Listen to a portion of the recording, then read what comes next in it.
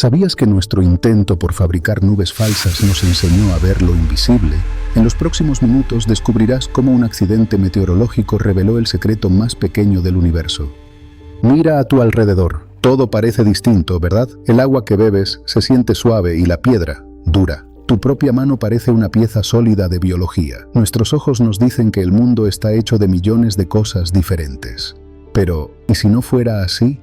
Si pudieras mirar con la precisión de un dios, verías que esa diversidad es una ilusión. Si te acercas lo suficiente, todo desaparece. Tejidos, células, moléculas, hasta llegar al límite. En el fondo, todo lo que has amado, tocado o visto está hecho de lo mismo.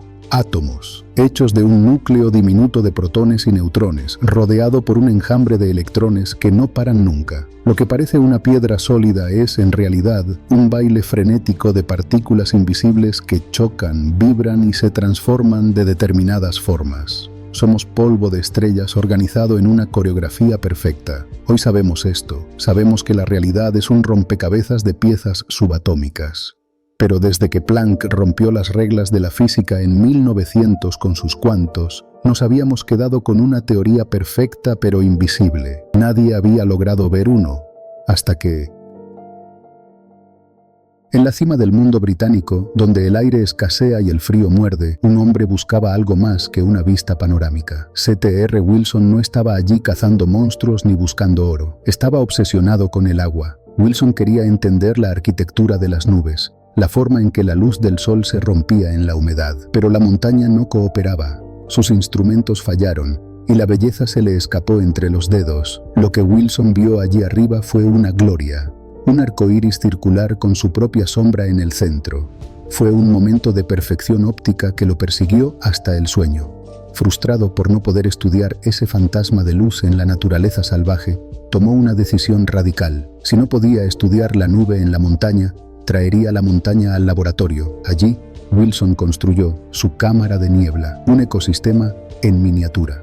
Llenó el recipiente de aire saturado y vapor de agua, expandiendo el volumen rápidamente para enfriar el gas. Quería fabricar una nube artificial, una simple imitación del clima escocés en una caja de cristal. Pero el universo tiene un sentido del humor extraño. Mientras Wilson buscaba recrear el clima, algo invisible dejó su huella en el experimento. Una partícula alfa, producto de la desintegración radiactiva natural, atravesó la cámara. Al pasar, alteró eléctricamente el aire, creando un camino al que el vapor de agua pudo aferrarse, dejando una estela de condensación. Wilson se quedó helado. Esa línea blanca era la firma de lo invisible. Como la estela que deja un avión a gran altura, la partícula había delatado su paso. Por primera vez, el mundo subatómico dejaba un rastro visible. Ya no era solo una teoría matemática, sino algo que podía observarse a través de sus huellas. Había nacido el primer detector de partículas. El hallazgo de Wilson fue elegante, pasivo.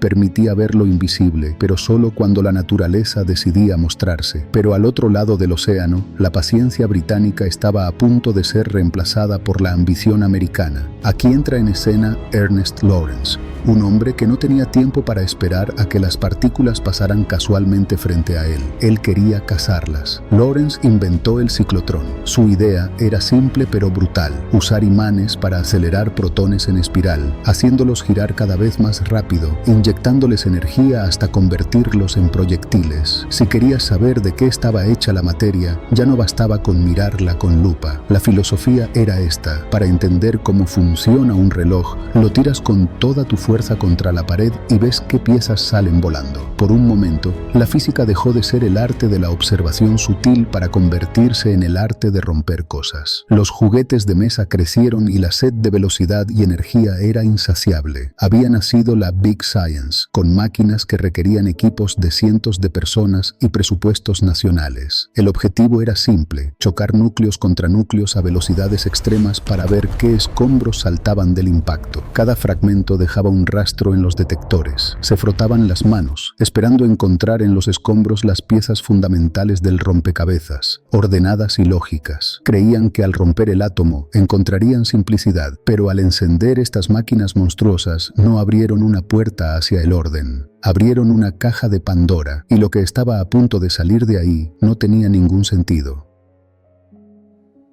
La era de los inventores solitarios había muerto. A mediados del siglo XX, la física se convirtió en una industria pesada. Ya no se trataba de botellas de vidrio, sino de túneles kilométricos enterrados bajo tierra. Se construyeron máquinas con nombres que parecían sacados de la ciencia ficción: sincrotrones, cosmotrones, bebatrones, catedrales modernas dedicadas a una sola religión: la velocidad y la energía.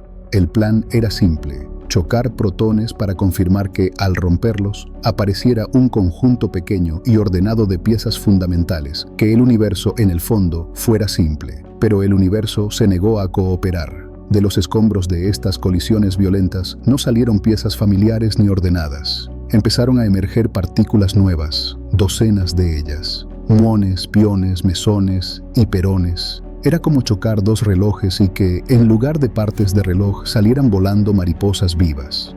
La comunidad científica estaba perdida en este nuevo zoológico de partículas. El orden se había roto. Enrico Fermi, una de las mentes más brillantes de la época, lo resumió con una frase que destilaba agotamiento: jóvenes, si pudiera recordar los nombres de todas estas partículas, no sería físico, habría sido botánico. Y para encontrar estas rarezas, las máquinas tenían que ser extremas. Imagina un túnel de varios kilómetros de circunferencia donde las partículas dan decenas de miles de vueltas por segundo, empujadas hasta rozar la velocidad de la luz. Además, estas máquinas eran bestias hambrientas. Se cuenta que los aceleradores más potentes consumían tanta electricidad que debían operar de noche. Cada vez que se encendían los imanes para un experimento, drenaban la red eléctrica local, haciendo parpadear las luces de los pueblos vecinos. Esa era la señal para los residentes. Los científicos estaban rompiendo la realidad otra vez, y con la potencia llegó el miedo. Algunos empezaron a preguntarse: ¿y si golpeamos el tejido de la realidad demasiado fuerte, podríamos rasgarlo?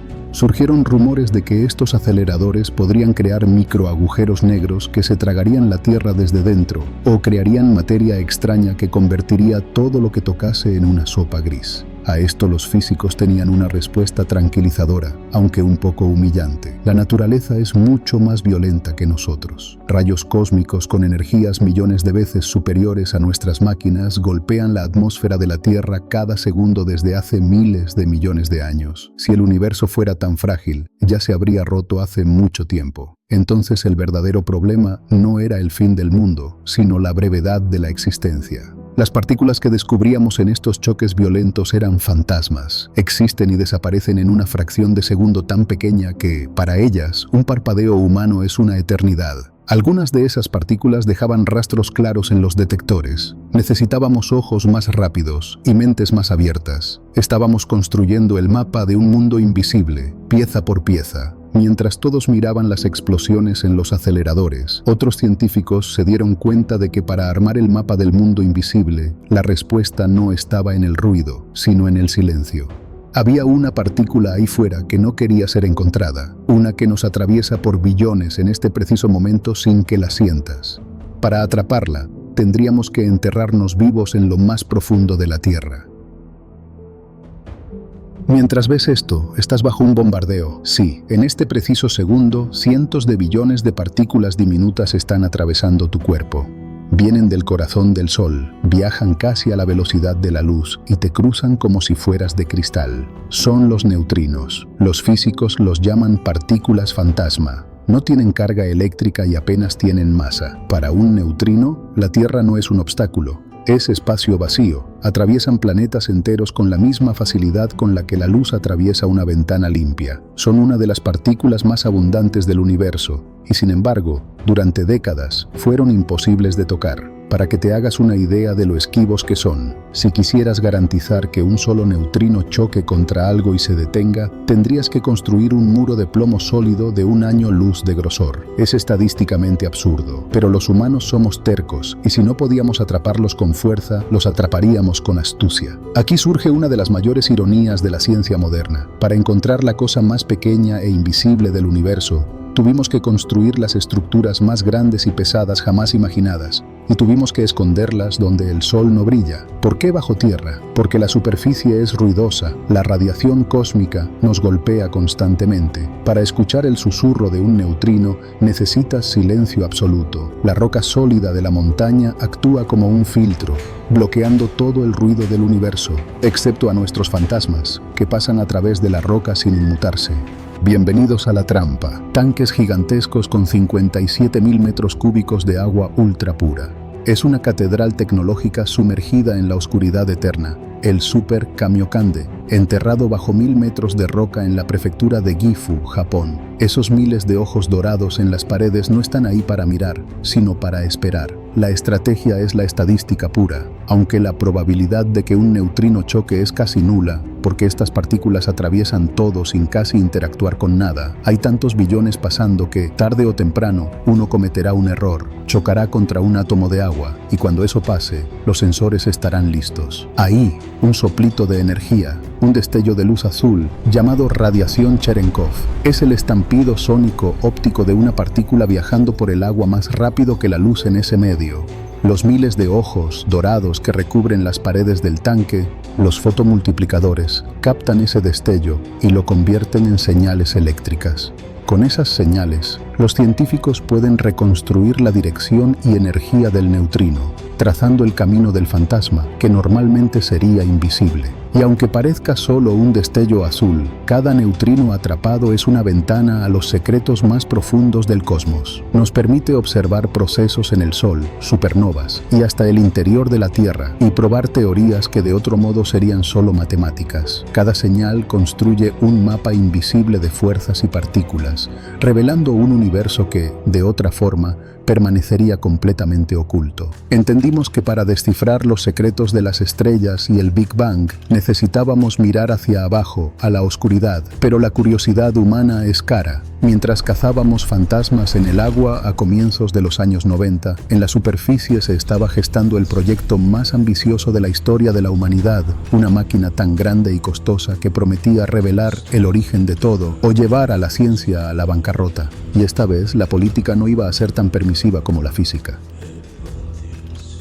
A finales del siglo XX, la física de partículas se sentía invencible. Habíamos aprendido a ver lo invisible, a cazar fantasmas, y ahora creíamos estar listos para tocar a Dios. La comunidad científica de Estados Unidos propuso construir la máquina definitiva, no solo un acelerador, sino el acelerador. Una estructura tan colosal que haría parecer juguetes a todas las anteriores. Eligieron el lugar perfecto para la desmesura: Texas. El proyecto fue bautizado como el Supercolisionador Superconductor, o SSC. El plan era excavar un túnel subterráneo de 84 kilómetros de circunferencia. Era tan grande que podías meter la ciudad de Washington, D.C. entera dentro del anillo y sobraba espacio. El objetivo era bíblico: recrear condiciones similares a las fracciones más tempranas del universo. Querían alcanzar energías de unos 40 billones de electronvoltios. La promesa era que, al encender esta máquina, encontraríamos la pieza final de la realidad, el origen de lo que le da masa a todas las partículas fundamentales. Estados Unidos se preparaba para liderar la ciencia durante el próximo siglo. Se excavaron 22 kilómetros de túnel. Se construyeron edificios, miles de científicos mudaron sus vidas al desierto esperando el futuro. Pero al parecer, la física de partículas tiene un problema. Cuanto más pequeño es lo que buscas, más grande es la chequera que necesitas. El presupuesto original se disparó. La mala gestión y la complejidad técnica hicieron que el costo pasara de 4.000 millones a más de 10.000 millones de dólares. El sueño se estaba convirtiendo en una pesadilla contable.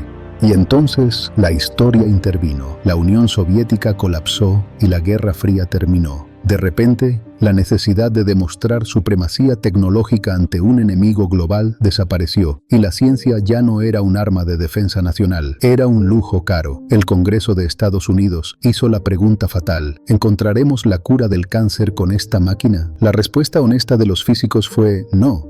Pero encontraremos el bosón de Higgs. Para los políticos, eso no valía 10.000 millones. En octubre de 1993, el proyecto fue cancelado. Fue uno de los momentos más dolorosos en la historia de la ciencia. Se habían gastado ya 2.000 millones de dólares. Todo ese dinero, todo ese esfuerzo, se tiró a la basura de la noche a la mañana. Los científicos fueron despedidos. Las máquinas se apagaron antes de encenderse. Hoy, bajo el suelo de Texas, existe el agujero más caro del universo. Kilómetros de túneles vacíos, inundados de agua y oscuridad, donde deberían estar colisionando protones. Es un monumento silencioso que nos recuerda una dura lección. A veces la ciencia no solo depende de grandes ideas, sino de la voluntad política. Pero ¿cuál era el objetivo real de todas estas máquinas? No fueron creadas para inventar teorías, sino para ponerlas a prueba, para darnos evidencia real de ideas que ya habían sido formuladas en la búsqueda de algo más ambicioso, construir un mapa ordenado de las piezas fundamentales de la existencia. Y lo fascinante es que ese mapa ya existía desde mucho antes. Para entenderlo, tenemos que retroceder varias décadas.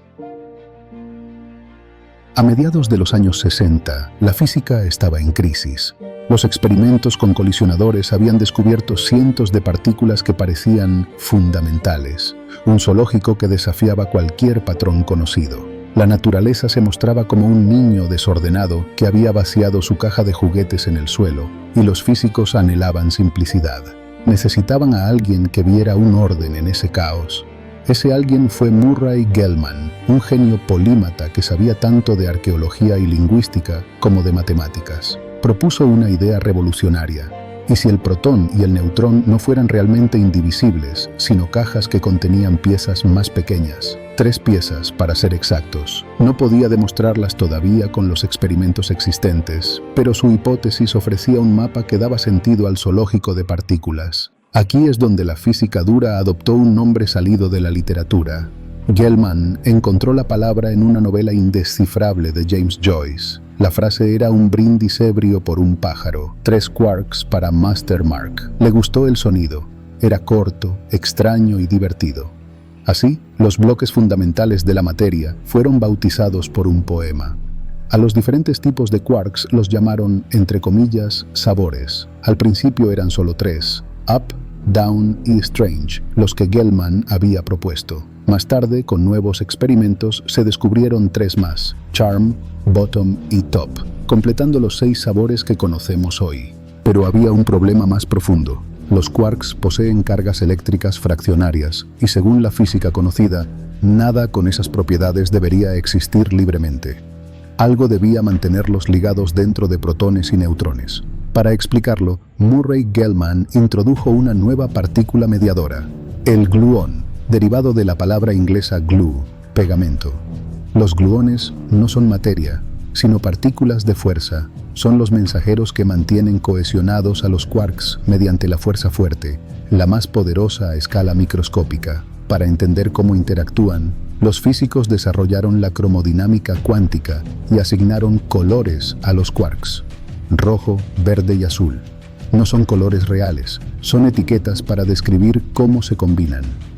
La metáfora funciona. Al mezclar los 3 colores primarios, se obtiene blanco neutro. Y del mismo modo, los quarks solo pueden existir en combinaciones sin color neto. Los colores de cada quark deben combinarse para dar blanco, garantizando que la partícula pueda existir como un estado estable y observable. Por ejemplo, un protón y un neutrón no son partículas elementales. Cada uno está compuesto por 3 quarks, combinaciones de quarks de los sabores denominados up y down. Un átomo de oxígeno, con 8 protones y 8 neutrones, contiene 48 quarks perfectamente organizados en su núcleo. Aquí entra la regla de oro, el confinamiento. Nunca verás un quark solo. Jamás. La fuerza que los une se comporta como una banda elástica. Cuanto más los separas, más fuerte es la atracción.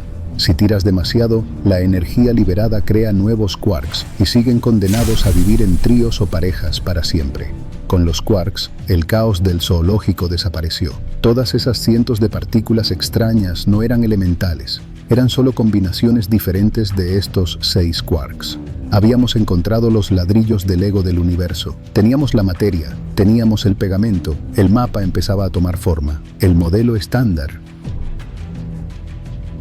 Hasta aquí hemos explorado los quarks, los ladrillos fundamentales que forman protones y neutrones, y cómo se organizan para dar lugar a la materia que conocemos. Pero los quarks no son los únicos jugadores en esta gran construcción. Alrededor de ellos, y más allá, existen otras piezas fundamentales que completan la estructura del universo. Los físicos lograron reducir la infinita complejidad del cosmos a una simple caja de herramientas, el modelo estándar. A un lado tenemos la materia, lo que puedes tocar. Son 12 partículas fundamentales, 6 quarks, los ladrillos del núcleo, y 6 leptones, la familia del electrón y los neutrinos. Todos estos son fermiones, los ladrillos de la realidad, las partículas que constituyen la materia. Pero los ladrillos no construyen una casa sin cemento. Aquí entran los bosones, las partículas de fuerza. Los bosones no constituyen materia ordinaria, son solo mensajeros invisibles que transmiten interacciones. El fotón para la electricidad y el magnetismo, los gluones para la fuerza que mantiene los quarks unidos, y otros bosones que explican el resto de las fuerzas. Cuando dos partículas se repelen o se atraen, no es magia. Es la interacción de bosones que transmiten la fuerza entre ellas. Los quarks construyen los protones y neutrones. Los leptones completan la materia alrededor de ellos, y los bosones actúan como cemento, conectando todo. Así,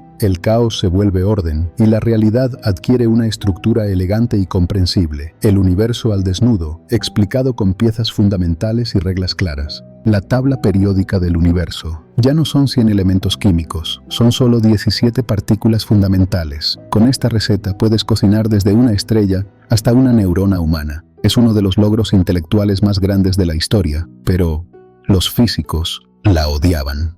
Leon Lederman, uno de los padres de la física moderna, miró esta tabla y dijo que era fea, complicada y arbitraria. ¿Por qué? Porque a los físicos les gusta la elegancia simple, como E igual a mc al cuadrado.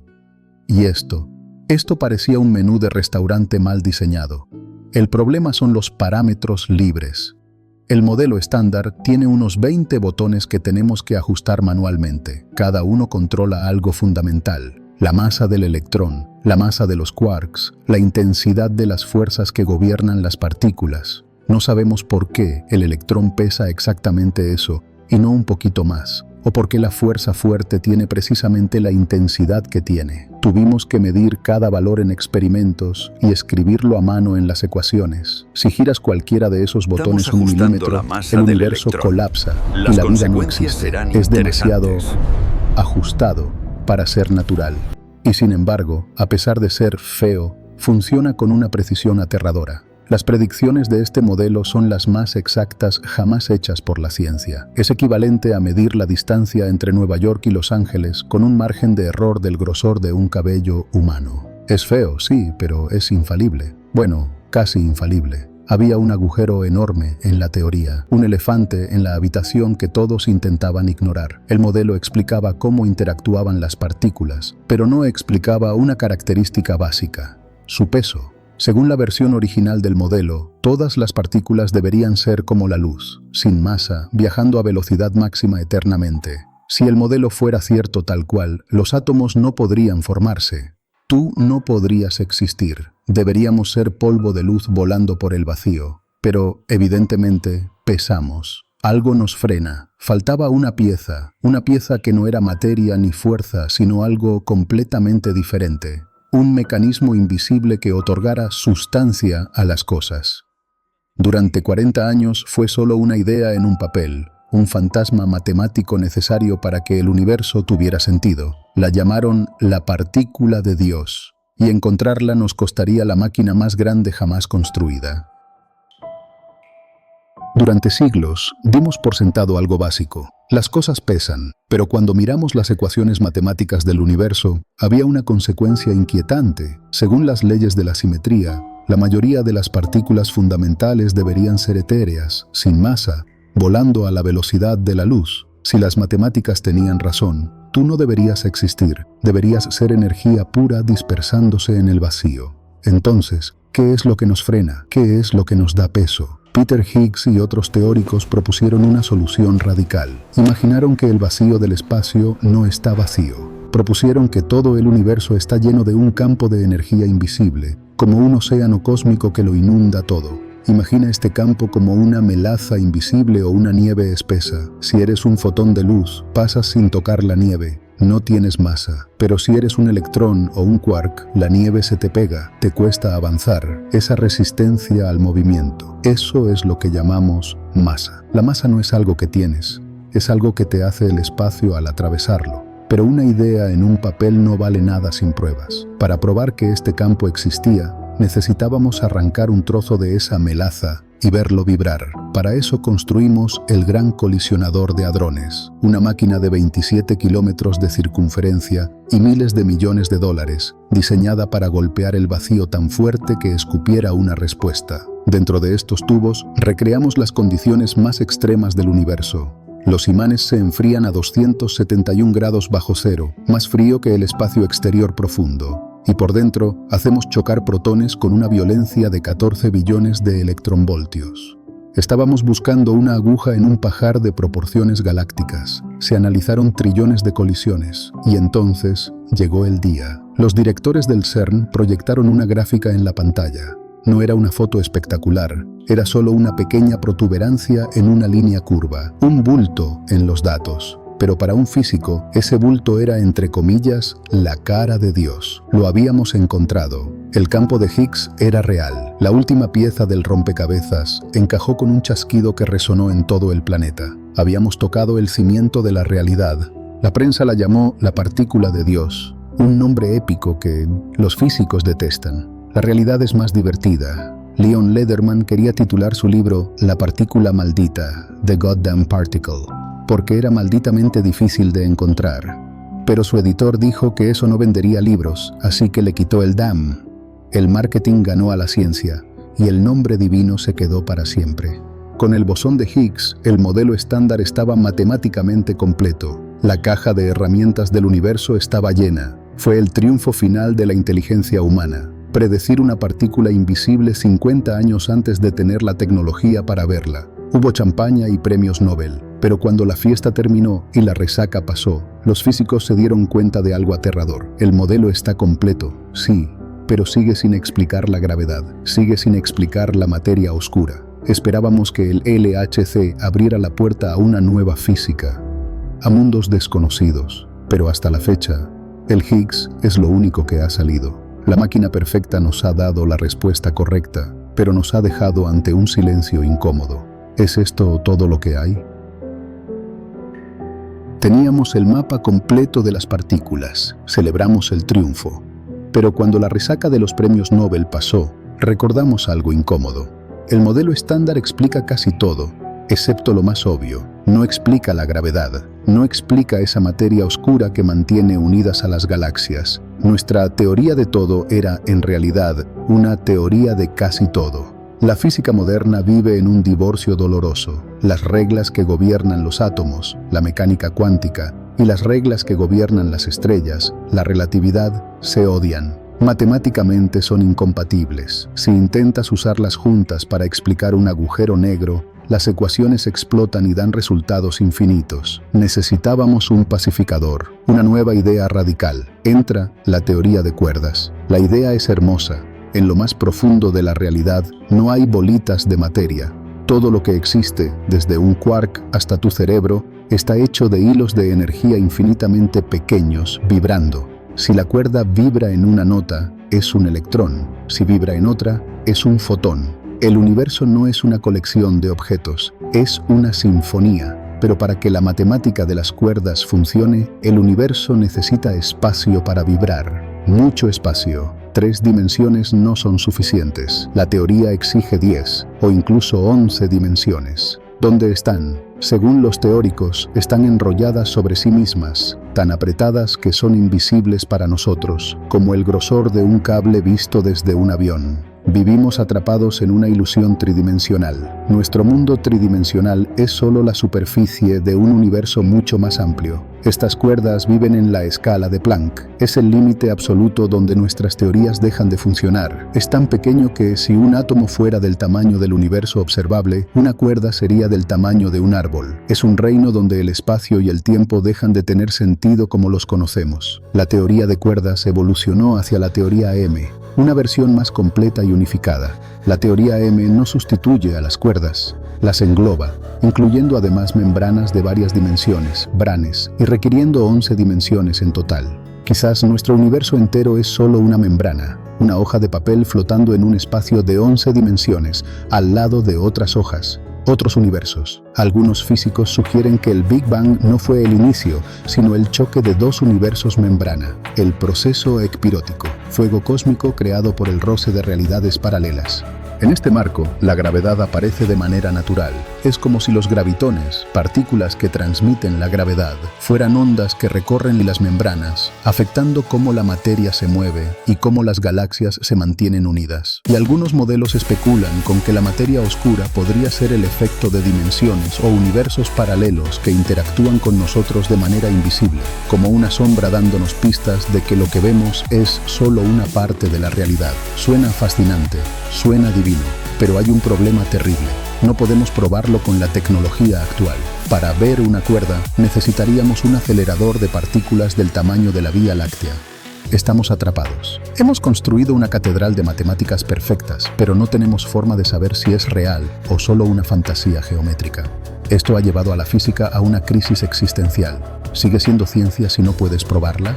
Casos como el de los hermanos Bogdanov en 2002 mostraron la delgada línea entre la genialidad incomprendida y el disparate absoluto. Karl Popper nos enseñó que la ciencia debe ser falsable. Si no puedes demostrar que es falsa, es fe, no física. Hemos recorrido un largo camino desde aquel día de 1911 en la montaña. Wilson quería atrapar una nube en una botella y acabó abriendo la puerta al mundo cuántico. Pasamos de mirar la niebla a estrellar átomos, de cazar fantasmas bajo tierra a imaginar universos paralelos. Steven Weinberg dijo una vez: no parece que estemos llegando al límite de nuestra inteligencia, sino al límite de lo que la realidad nos permite ver. Quizás nunca encontremos la ecuación final. O quizás la próxima generación, alguien que está viendo esto ahora mismo, tenga la idea que nos falta. La historia de la física no es sobre encontrar todas las respuestas, es sobre aprender a hacer mejores preguntas. Porque el universo es mucho más extraño de lo que podemos imaginar, y no vamos a dejar de explorarlo. Y así, querido oyente, termina la historia de hoy. Pero recuerda, el viaje de las grandes mentes nunca se detiene. Así que sigue explorando, sigue cuestionando, y nos vemos en el próximo capítulo del Rito Histórico. Recuerda suscribirte y activar la campanita para no perderte nada. Hasta pronto.